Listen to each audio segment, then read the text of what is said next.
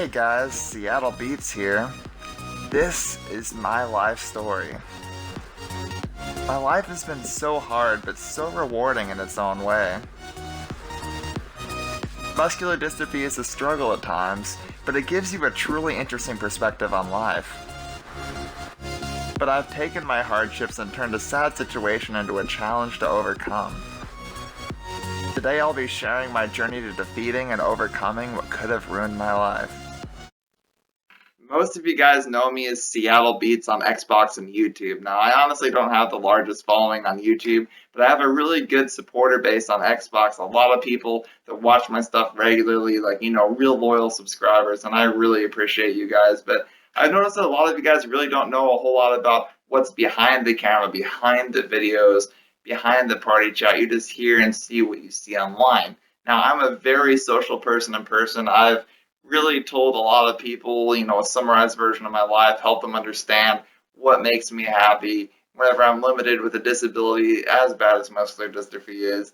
The good thing is also these days to be in the future, who knows what could happen with muscular dystrophy, but that's not even why I'm able to be happy. The reason why I'm able to be so happy dealing with what I deal with is that I look at life in a very creative way. If somebody tells me I can't do something, I find a way to make something work for me where I could do something for myself. So, for example, after I got my spinal surgery and a rod in my back, I could no longer lift my hand up to my mouth and feed myself.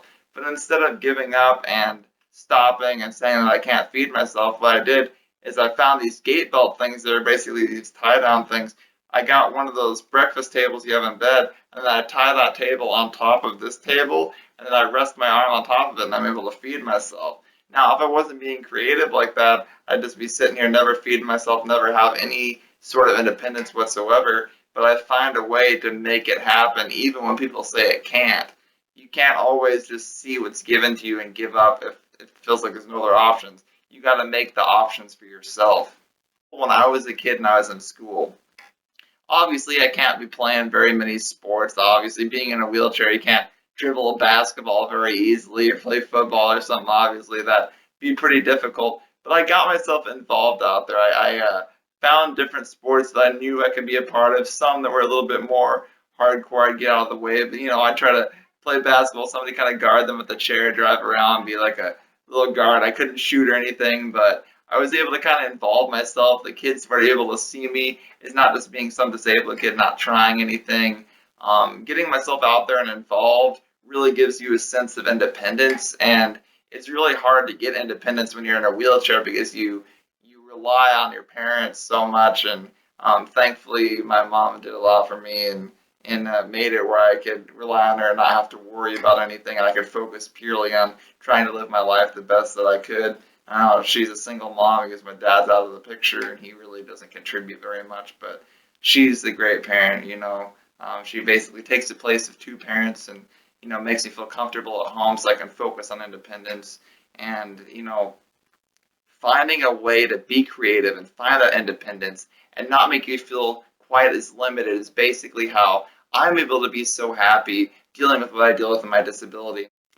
The first day that I was born, I was a totally normal child. I appeared that way. Everything looked fine. But as we noticed the second day, things didn't seem quite right. And little did I know at that moment, or my mom didn't know, that I got the hepatitis vaccine. My dad approved it, but he didn't know he's doing anything wrong, obviously. And normally that wouldn't cause that big of a difference. But through the years, seeing different doctors, different opinions, different viewpoints, we eventually found out that what I have may have been caused by the hepatitis vaccine hitting my sciatic nerve.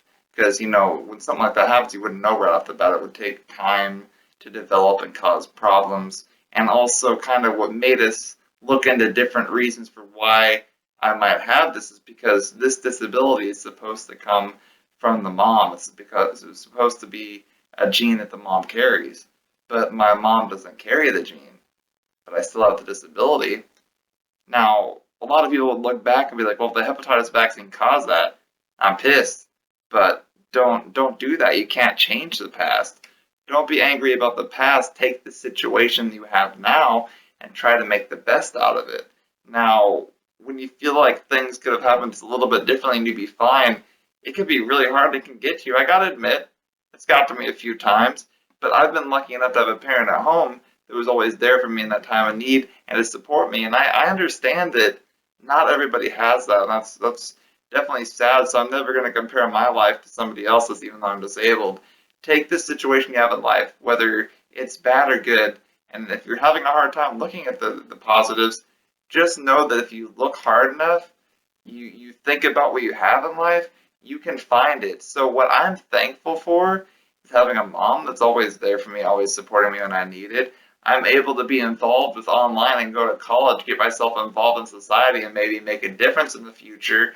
I'm involved online making videos where people actually care what I have to say, and I'm not able to get out a whole lot, but being able to have people watch and hear what I have to say makes me grateful that I'm able to be involved and live in a time period where I'm able to stay social with people even if I'm home a lot. So yes, if I died tomorrow, I'd still be happy knowing that I tried my hardest and made life as good as it could possibly be, knowing what my limitations are. Now, I feel pretty healthy ever since I got a spinal surgery. It helped straighten out my back. I've been a lot more comfortable, and I'm also thankful for that surgery giving me a chance to be comfortable in life as well. But, I'm gonna be happy if I live a really long time too. Everybody, wants to have a nice long life.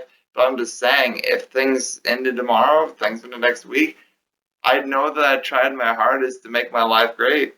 And what I've done, I'm proud of. So regardless of what my life is, how long it is, if I'm cured, whatever, I know that I tried my hardest, and that's the thing to be thankful for this holiday season. What are you thankful for this holiday season? Everybody's life is different. What are you glad about? Leave a comment in my comment section. Let me know what you think. Tell me what you're thankful for this season. I'd love to hear your opinions. And don't ever feel like you're afraid to say what's bad for you or hard for you, because everybody's hardships are different, whether I'm disabled, whether you're not. What are you thankful for? Life can be hard for everyone at times, but remember that life is what you make it. Happy holidays, everybody. Thanks for watching. Seattle Beats, signing out.